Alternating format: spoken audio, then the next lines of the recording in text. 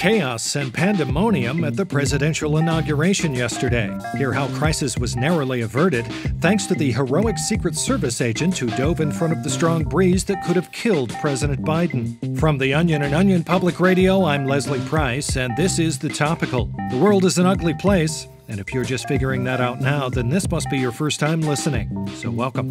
Back with more right after this.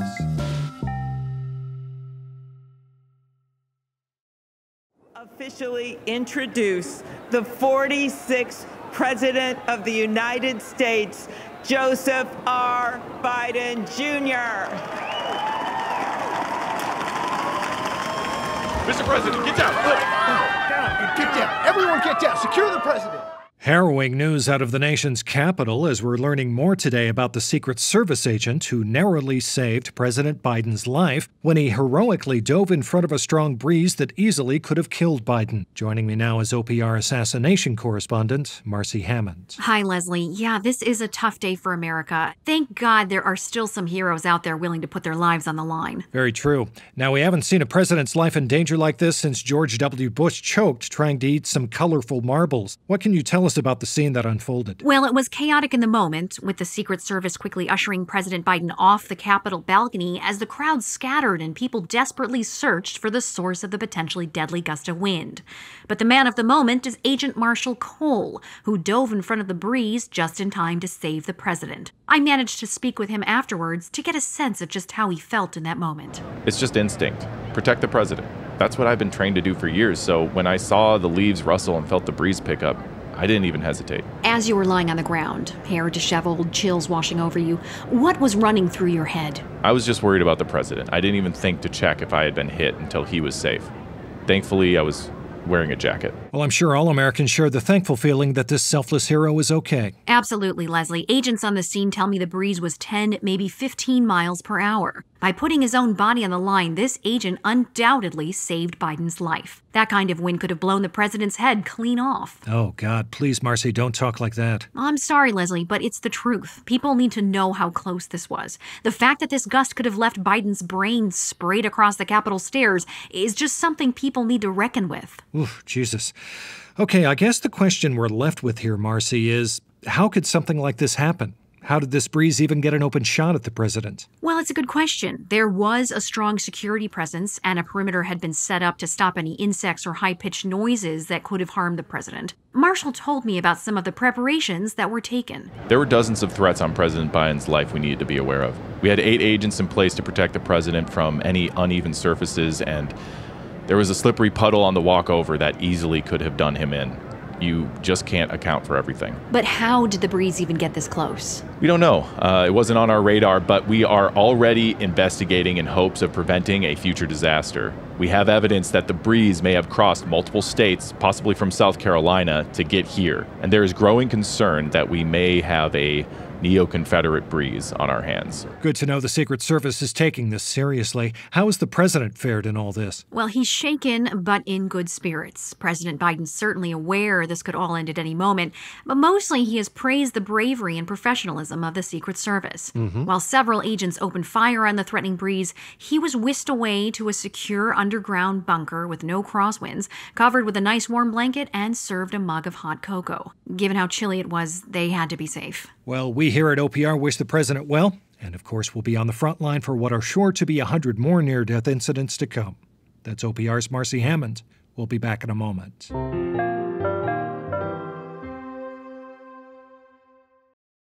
Over the last 4 years, President Trump has made it a priority to reverse numerous decisions from the Obama administration, including leaving the Iran nuclear deal and defunding the EPA. But today, newly elected President Joe Biden is taking steps to bring the nation back to the Obama era by announcing that the U.S. would be immediately rejoining the Paris Hilton fan club. For more, here's OPR senior political reporter Dirk Mullins.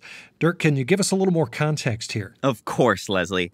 As our listeners may remember, Barack Obama originally signed the historic legislation making the U.S. a part of the Paris Hilton fan club in 2016, joining over 188 other nations in celebrating the career of the esteemed businesswoman/model/singer/actress. However, once Donald Trump came to office, he made it a priority to reverse this decision. And what was the reasoning for leaving? The move was broadly consistent with the Trump administration's rejection of international international cooperation, but more specifically, President Trump vehemently criticized Paris Hilton as being a spoiled party girl who's just sort of famous for being famous. And on several occasions, he even went so far as to imply that her celebrity was a hoax being perpetrated on the American public. This was seen as a startling move at the time, especially since the U.S. joined only a handful of other countries such as Iran, Iraq, and Libya who refused to join the fan club. Well, it's a different culture over there. So, Dirk, now that we're back in, can you explain what it really means to be part of the Paris fan club? I spoke with Rashida Lewis, deputy spokesperson for the Biden administration.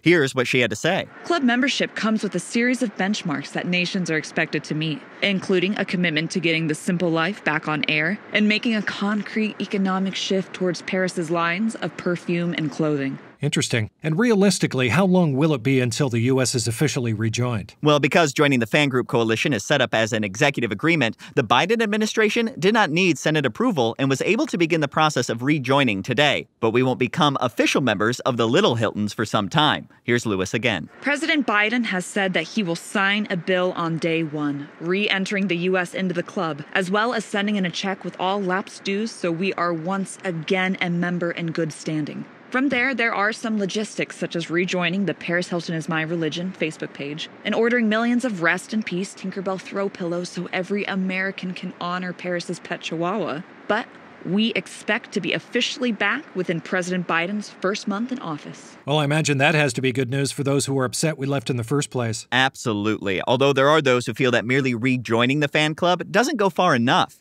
Activists have expressed concerns that Biden may merely provide lip service to Paris fans by saying, "That's hot," in a press conference, instead of taking substantive action such as signing legislation to protect her status as the most successful female DJ for decades to come. Well, no matter what ends up happening, sounds like there's sure to be a lot more talk about how underrated her performance was in House of Wax. I expect so. Thanks, Dirk. That's OPR's Dirk Mullins. Back in a moment.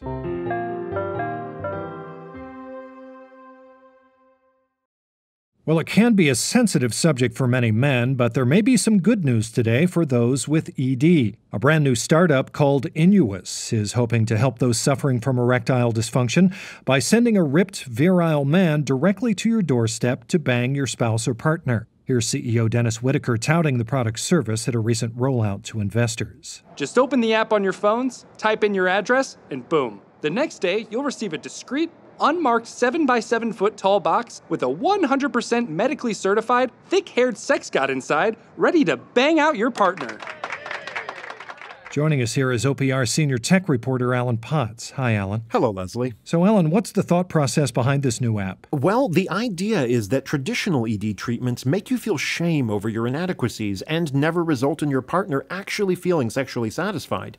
But with Inuus, no one has to know that you've essentially become neutered and can no longer provide your partner sexual gratification. Right, but how do you know the sex god showing up at your doorstep will actually satisfy your partner? Each Inuus hunk is carefully reviewed at the company's San Francisco warehouse, so they can guarantee the proper level of virility, thrust speed, penis length, and girth. You can also, for a minimal price, request attributes for them, like making sure that the man's penis is uncircumcised or that he has visible cum gutters. They want to make sure that the box they're sending to your doorstep is right for you. Now, what if your partner doesn't get aroused by a chiseled body or a traditionally attractive man? Well, they have a solution for that, too. You can go on downgrade mode if you want, and Inuus will make sure you have plenty of doughy options to choose from. Whether that's a 5'6" male with a bad haircut and uneven balls, or a sad sack who stays home playing video games and is awful to you for no reason at all. They have an option no matter what your partner is into. Interesting. And people are seeming to like this new app? Indeed. It already has 500,000 users, and I must say, I am one of those users. Really? Well, what was your experience like? Well, at first I was nervous, but when I saw that professional weightlifter from Serbia burst out of the box and screw my wife while calling me a calcium-deficient impotent baby, it was all worth it. That's great to hear, Alan. Thanks for coming on. Thanks, Leslie. That's OPR's Alan Potts. We'll be back in a moment.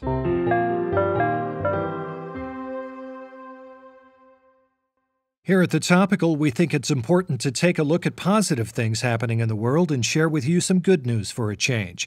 And if something like that ever happens, we'll be sure to tell you all about it. Until then, here's what else you need to know today. It wasn't all bad news at yesterday's presidential inauguration. Those who were able to attend the ceremony in person wowed viewers with their fashionable wardrobe choices, especially Secretary of Agriculture Tom Vilsack, who stunned the crowd as he donned nothing but a 6-foot-tall husk of corn. Vilsack may have just started a new fashion trend with this one, folks. He looked great. And the U.S. is well behind projections of where we should be in COVID vaccine distribution, and today we're learning more information as to why. Top health officials today say they have traced the slow vaccine rollout to being directly caused by sweet old ladies who are holding up the front of the line with their chit-chat. Well, at this rate, we'll all be dead before those chatty old babushkas are finished swapping recipes. They really need to zip it. And finally, it was quite a discovery for a team of archaeologists who today have uncovered an entirely separate team of archaeologists who were all digging up toward them from the other side of the globe. It will be interesting to see what these archaeologists are able to learn from the discovery. Always fascinating to think about what else could be right under our feet. And that's the Topical for today. I'm Leslie Price. If you enjoyed today's episode, then you're about to be put on a watch list, so you better subscribe to The Topical while you still can. You can also sign up to become a member of The Topical's Patreon, where for as little as $5 a month, you'll have access to all kinds of exclusive news content, including detailed blueprints to the Capitol building. And for just $10 a month, we'll even give you an on-air shout-out during one of our episodes, where we'll thank you by name or something similar that is appropriate for children. Today's shout-out goes to Casey Alexander and Jasper Johnson, as well as to a member of our $25 tier, Albin Rangefelt. Casey, Jasper, unfortunately your meager contributions were not enough to get you to the front of the COVID vaccine line, but maybe try upping your pledge amounts and you may have some better luck next month. And Albin, your second dose should be on the way as soon as you make your February pledge, so enjoy. And as for the rest of you, go sign up to become a member of our Patreon now. And don't forget to tune into tomorrow's episode of The Topical, where we'll sit down with OPR's relationship expert who's going to share some helpful tips on how to reconnect with the loved ones you cut out of your life now that you realize you need help paying rent. Let's just hope they're all still alive. All that and more tomorrow on The Topical.